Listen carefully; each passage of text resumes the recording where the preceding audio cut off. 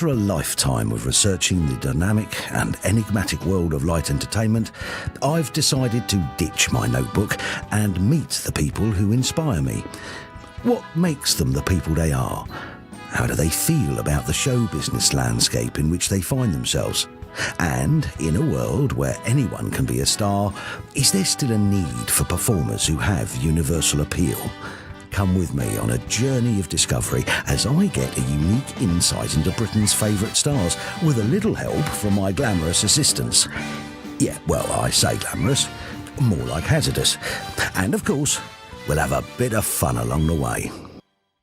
Since joining the BBC in 1971 as a junior producer, Paul Jackson has been responsible for some of TV's finest moments.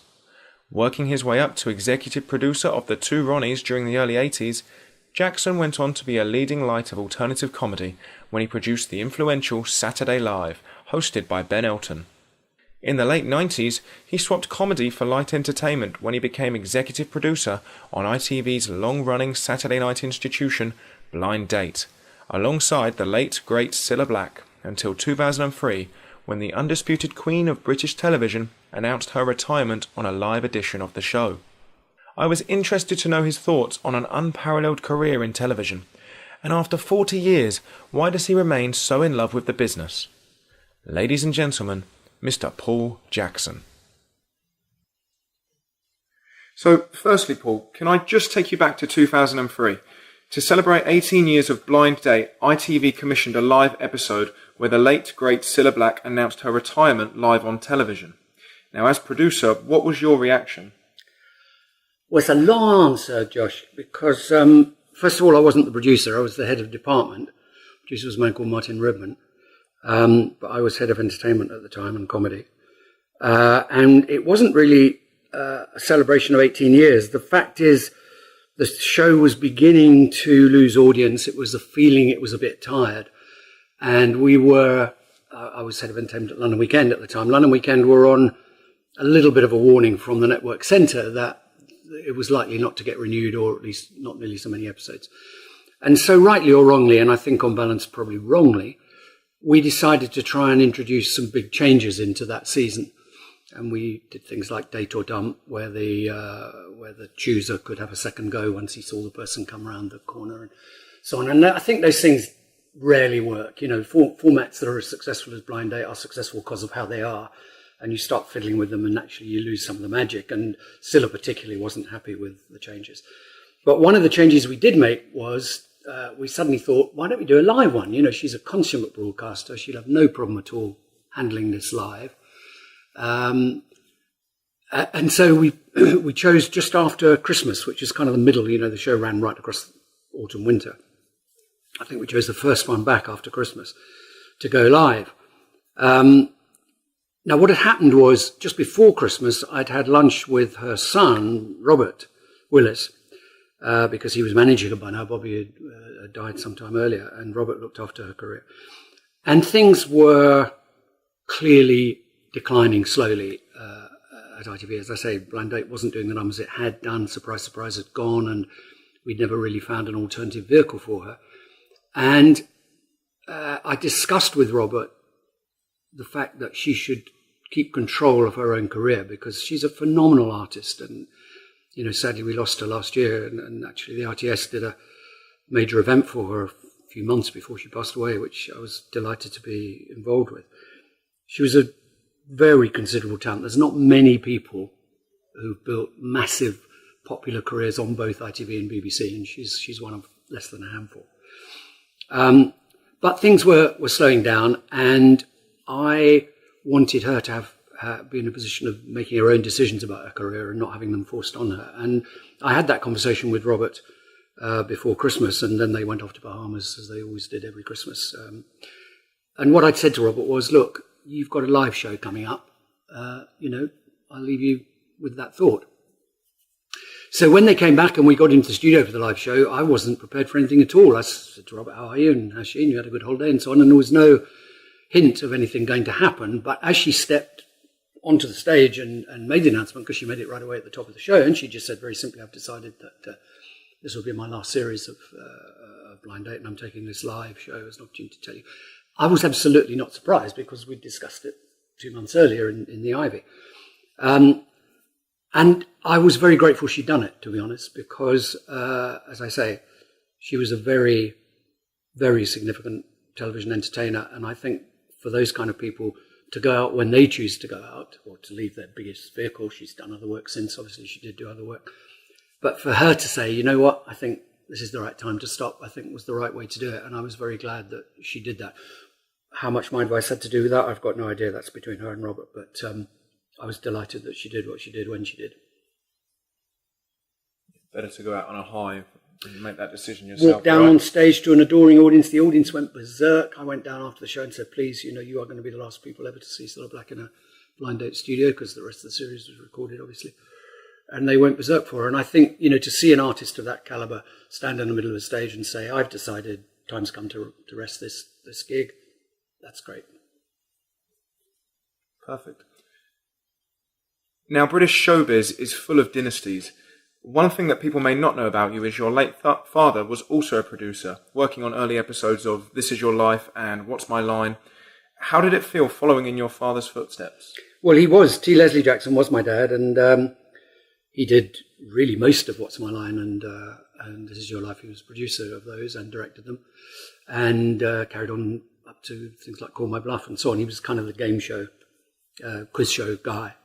And I grew up around that and really always wanted to follow him into the business. Originally, I wanted to be a stand-up comic, or an actor, but both of those are quite hard. And producing is not easy, but it's not as hard as being a comic. So, but I used to go to studios with him when I was a kid. Of course, it was a great time when I was a young teenager to go to studios, because there was Top of the Pops and the Beatles and the Stones, and that was the week that was, and so on. And I was hanging out with all these people around the studios. It was rather wonderful. But it's not much of a dynasty, because it was him. He had no connections at all. He came from a very poor family in the tenement slums of Dublin. He was one of the very few Protestants, would you believe, when the uprising was going on in 1916. They were Christian Scientists, which is typical of Dad. And I'm the last. Neither of my daughters have got any interest in this business. So it's been a very short-lived dynasty. But it's spanned across, as it happens, the sort of history, the relevant history of television light entertainment. When he came back from the war, when he was demobbed, he went into Ali Pali as a cable basher and rose up to be an executive producer. And I went in as a runner and ended up as an executive producer and department head. And that's kind of from the beginning of TV at Ali Pali till, I suppose I left the business in about 2008, really, 2010 as an active participant. So it's been pretty much across the history of television in 2 careers. And I'm very proud to be part of his story. So you joined the BBC in 1971, during a time when the BBC went through a golden period of formidable television. Just give us a little insight into what it was like working in Bill Cotton's light entertainment department. Well, Bill Cotton, son of the band leader Billy Cotton, was head of Light Entertainment Group when I arrived at the BBC. He went on to be controller of BBC One and eventually managing director. When he retired, he was managing director of television. And he was an extraordinary man. He was my mentor and my friend, taught me so much about this business. And eventually we went into business together with Noel Gay TV, where he was chairman and I was managing director. So we had a long association. It was extraordinary. The entertainment department, which included comedy in the 70s, was an extraordinary thing. And people used to say if you worked in entertainment, in British entertainment, you worked for Bill Cotton at some point in your career. And I think it would be difficult to find any major name from the 70s and 80s that hadn't worked for Bill at some point. And he was just a lovely guy. He had the best sense of humour. He was completely supportive. He would take risks. He'd back you if you'd take risks. As long as you didn't, as long as you let him know what was going on, he'd always back you up. It was an incredibly collegiate place to be. Dick Fiddy was talking earlier about the camaraderie of the TV centre, and that's absolutely true. And the drama department under Sean Sutton, and current affairs and panorama under Paul Fox, and the entertainment department under Bill, entertainment and comedy, they were wonderful things to be. And I went in as a runner, but within 2 years I joined the entertainment department as a first AD, you'd call them now, first assistant, and became director and then a producer.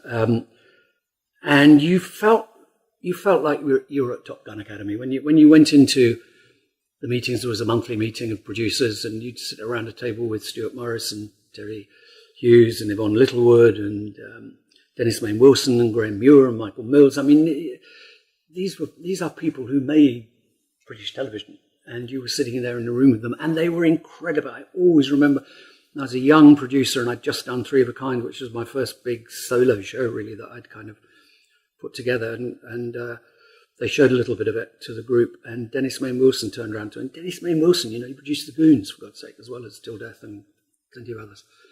Said to me, "That's very good, young Jackson. That's going to be a hit." And that was an amazing thing to happen, and that happened because of Bill. And Bill was much loved, much missed. I'm glad he's not here now, actually, because he wouldn't be comfortable with what's happened in our business in the last 10 years. It would have depressed him.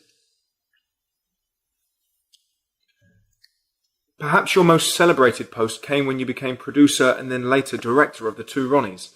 You famously said of Barker and Corbett that they were greater than the sum of the parts. Now, what did you mean by this?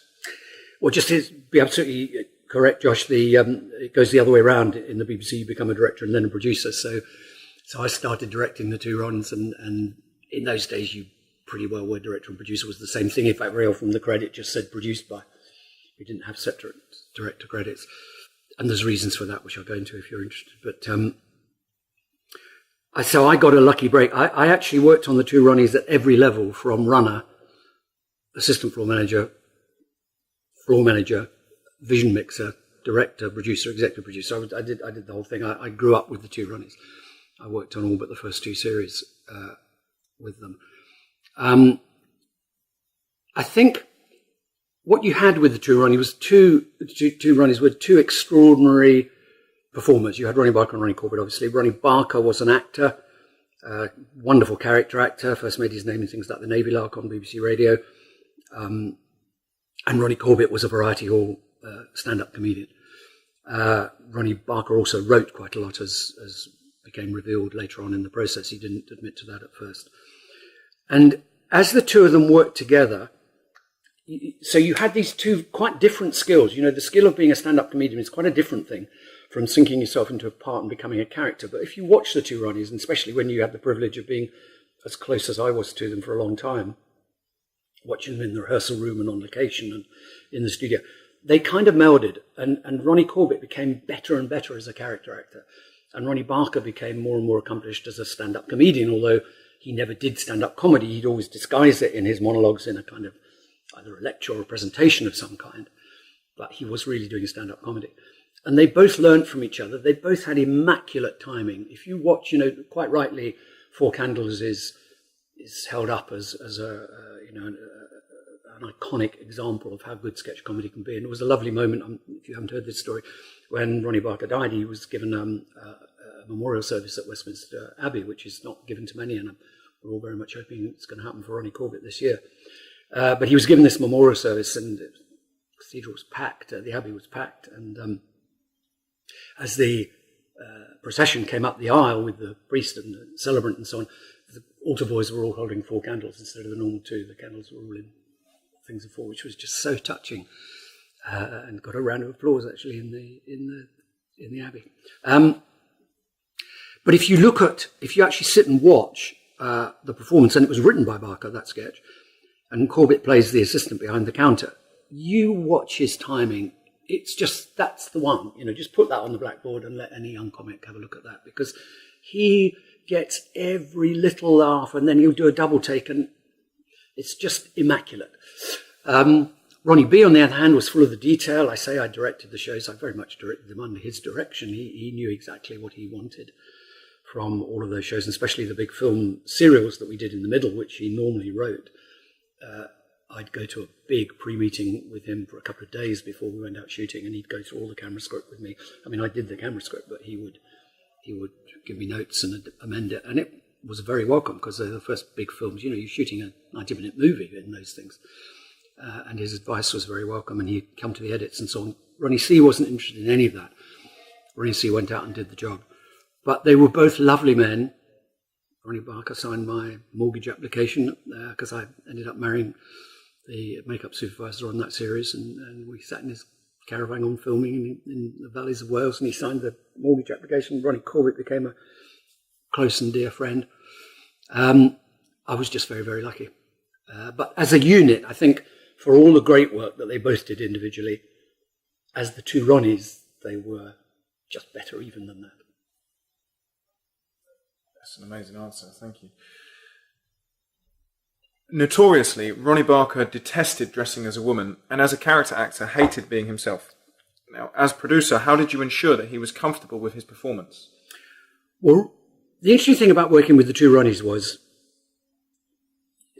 it's difficult to say this, but you kind of were working for them. I mean, in a more normal situation within a television production team, the producer and the director are kind of the team leaders, and they try to make everything work as best it can for people and give them the best environment and the best craft backup and so on to make things happen.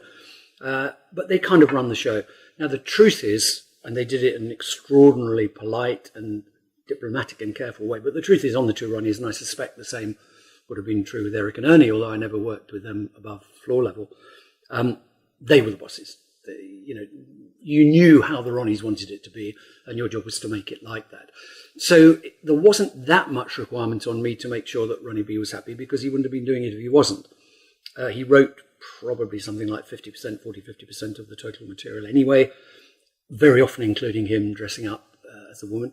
And I think his thing about being in drag, he didn't detest it. He hated the faddle of it, apart from anything else. He hated the time he had to spend in the makeup chair, as my wife, who was the makeup designer, will tell you. And he hated the getting on of the costumes. And he sort of thought it was a bit weird, men dressing up in drag. And for example, he never did pantomime dame, whereas Ronnie Corbett was a classic and great pantomime dame. But he wouldn't have written the scripts where he was required to dress in drag if he wasn't happy to do it. You're quite right about him being a character actor. You never saw the real Ronnie B on screen. I'm not sure we ever really even saw him in the rehearsal room. Well, yeah, you did. You could go out for dinner with him. Because of the film directing, I used to go out on long recce's with him before we went away on film, and he'd be very interesting in the back of a car and or at dinner. We were driving around the countryside in Gloucestershire one day. This is a true story. We were driving along the back of a car on a recce. We'd been driven by the driver, and he suddenly pointed out of the window, and there was a 5-bar gate, and there was a hare sitting in the gate, and as the car went past, the hare jumped out of the gate, and he pointed at it, and he said to me, "Hare in the gate," which I'm sure you know is a technical film term for when the emotion damages the film as it runs through the camera. Barker said that, this is an absolutely true story. We were travelling in a car, he saw the animal in the gate, and he said it, "Hare in the gate," in time for me to look at it and see it. And I remember after that I gave him a book of poems by Thomas Hardy, because there's a lovely Thomas Hardy poem, which the chorus line is, "He was a man who used to notice such things." And it was about a man who was a man of the country and a man of the earth. And I just thought that of Barker. So he did reel himself. But certainly from the minute he was in a rehearsal room or a studio, he had to be in character. He needed a character. So even when he sits at the news desk reading out news items, that's not Ronnie B, that's Ronnie B being a newsreader. Brilliant. A well-documented tale in British light entertainment is when Bruce Forsyte swapped the BBC's Generation Game for the ill-fated Bruce's Big Night on LWT. Now, luckily, you were on the other side of the story as producer of Larry Grayson's Generation Game, which was riding high in the ratings. What was it like going up against Bruce, and how did you maintain this success?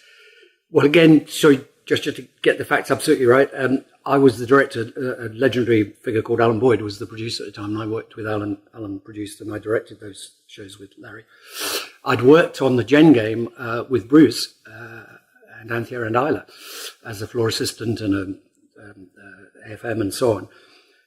And when Bruce defected to David Bell and London Weekend Television, it was a big blow for all of us. And then these stories started to emerge about, Bruce's big night. He's going to slam the whole Saturday night schedule. And I've got to say the BBC were very worried, because the BBC Saturday night was incredibly important. The Bill Cotton Saturday night that went roughly House Party, Generation Game, Two Ronnies and Walking Wise, or Mike Yarwood or something like that, Match of the Day, Parkinson.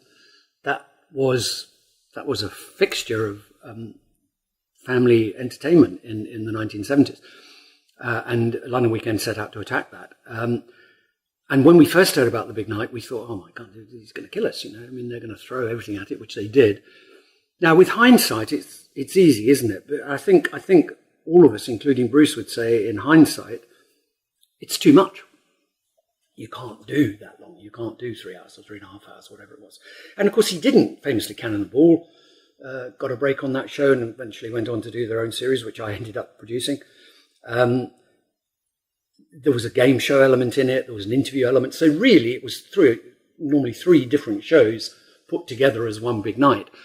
And I think the trouble with that proved to be that you can have too much of a good thing. You might like to see Bruce doing a game show. You might like to see Cannon and Ball, but you don't want to see the whole thing all night. And there's too many attack points for the BBC to get the finger back in the hinge.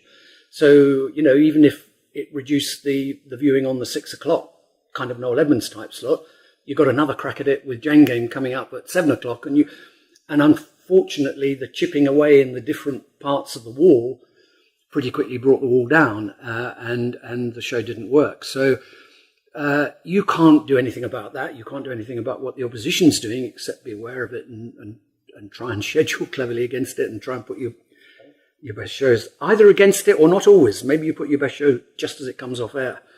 Try and get the audience back. What we did with Gen Game, there was a big hole obviously left by Bruce, and indeed there was a feeling that at the BBC at the time that I think Jim Moyer would have been in charge at the time, taking Bill Cotton's job, and Bill would have been running BBC One, I think, at that time. There was a feeling that maybe we shouldn't do any more Gen Game. And it was Alan Boyd who came up with Larry and Isla. I said earlier, Isla worked with Bruce, of course she didn't, she worked with Larry. It was Alan who came up with this idea, and you couldn't really think of anything more counterintuitive. I mean, Larry is not Bruce in any form, and yet he was a lovely man, Larry. He really was a lovely, quiet, gentle man to be around, just never made a fuss, just did it, immaculate, rarely had to do second takes. I loved working with him. And Alan's instinct was right. He turned out to be a marvellous appointment. The older part of the audience loved Larry. When we used to go out, we used to go to Bournemouth and Yarmouth and places like that to do it. They just absolutely adored him, and he was so charming always with them. He was a lovely, lovely man. But it was the inspiration of Alan and possibly others, I don't know, to put him in there. And then you just carry on doing the show as best you can, and you play to Larry's strengths, which were, Larry wasn't great at doing the big drama at the end, as Bruce had been. Bruce would go in and read the lines. Larry would stand at the side worrying and fluffing, but you played it to their strengths. We changed the games around a bit, picked games that Larry would shine at rather than what Bruce had been good at. Mind you, it's also a bloody good show, isn't it? So, we had a good start. Excellent. Dick, do we say we've got this room till 3? Well, I've got to go at 3 is what the thing is. So you've got 10 minutes. Keep going. I'll let that. Josh, should we just do 3 more questions? I think I know which ones you're going to want. The one with the different comedies, Rick Mayall, Aid Edmondson and Barker, and then the final 2 BBC Radio 4 extra series, just so we've got time for you to have a photo with Dick and a photo with Paul, yeah? Sorry, Josh, I always go on. No, these are brilliant. These are fantastic. I'm just, I know. Brilliant.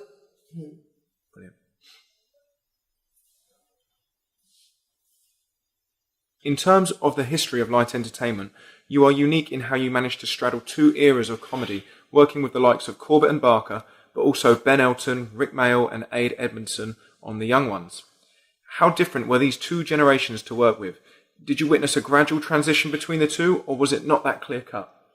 Well, I was very lucky because I just managed to get to a senior position within the entertainment department in time to do shows like Blankety Blank and Jane Game and Top of the Pops, and most particularly the 2 Ronnies, as a producer and director. So I'd worked on those shows, but only for a couple of years when this alternative comedy thing came to my attention, largely because the Comedy Store opened in Soho. And I didn't go to the first night, sadly, but I know a lot of people who did. And I went to the second or third night. And and got to meet these guys. And the funny thing about it was the Comedy Store originally was in the Noel Gwynn strip club, which was on a little alley just off Wardour Street, just opposite where the Groucho is now. And just up from where the Groucho is now used to be the Marquee Club, the legendary Marquee Club, where in the 60s bands had played, the great bands of the era had played. And I used to go every Monday night, and it was either Manfred Mann or Georgie Fame or Moody Blues, I think, played there occasionally. So I just remember going there that first night and thinking, you know what, this is like, what would it have been 20 years earlier, 10 years earlier, going to the Marquee and seeing these bands who you knew were going to be special. I was watching people and I thought, you know, these guys are going to do something. I don't know how big they're going to be, but they're going to be something. And that, in a way, kind of made me even more enthusiastic, kind of convinced me that I'd seen something worth seeing. And so I went back to the Beeb, and because of the patience and foresight of a man called Robin Nash, who was my boss at the time as head of Variety, he let me do a pilot with these guys. And that led on to the Young Ones.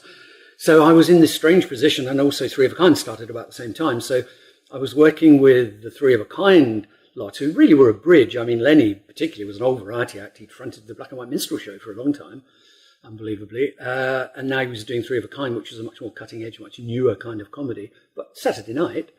And then the Young Ones on BBC Two in midweek, Monday night. And yet I was still also directing the two Ronnies, producing the two Ronnies. So it was a fascinating time, and they were both, I think the big thing to remember with the so-called alternative comics, they were massive fans of all that history. So, you know, Hancock and Peter Cook and Dave Allen and Cook and Moore and the two Ronnies and Morecambe and Wise, they were heroes to the Young Ones.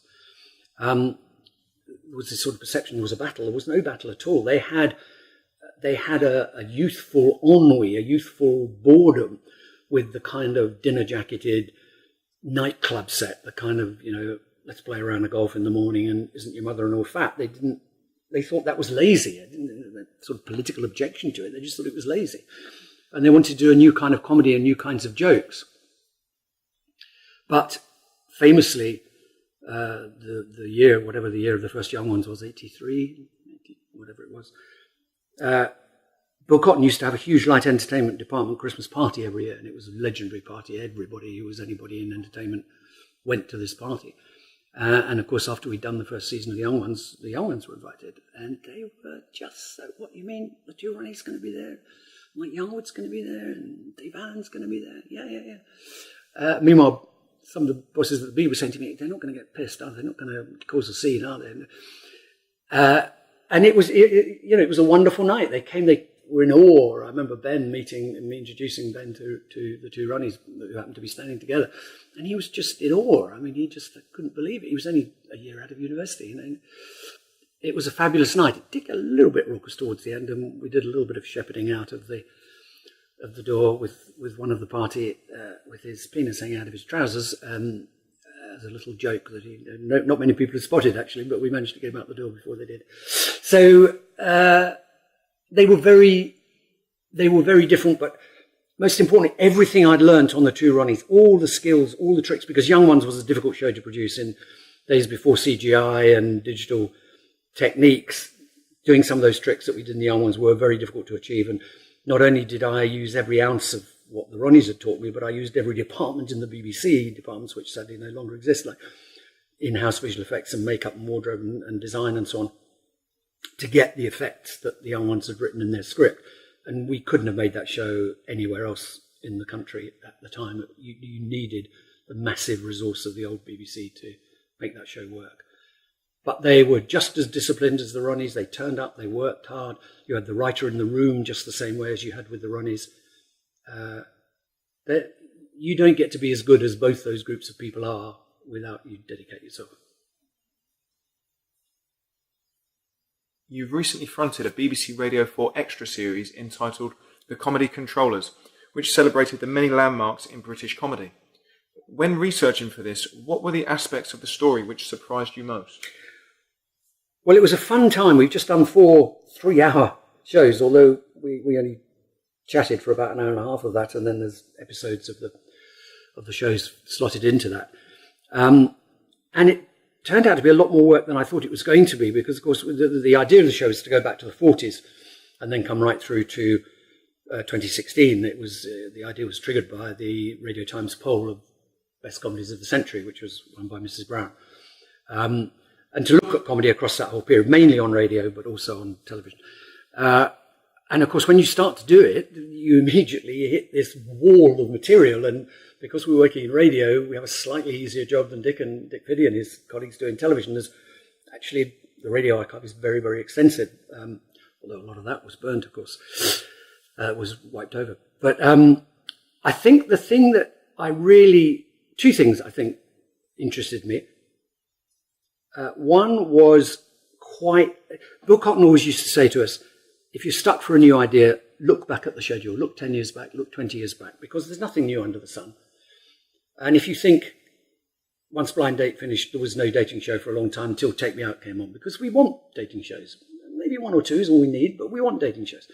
There was no talent show between New Faces and Pop Idol X Factor, because they fell into, people thought, I've seen that, it's old-fashioned. And then somebody comes up with a new version, and we do want them. We want talent shows. We don't want any more right now. We should take them all off, because they're all getting very boring.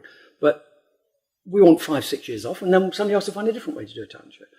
So I discovered that, and one of the things that really made me laugh, really, was an old radio show called Ignorance is Bliss, which I remember as a kid. I didn't remember it when I saw the title.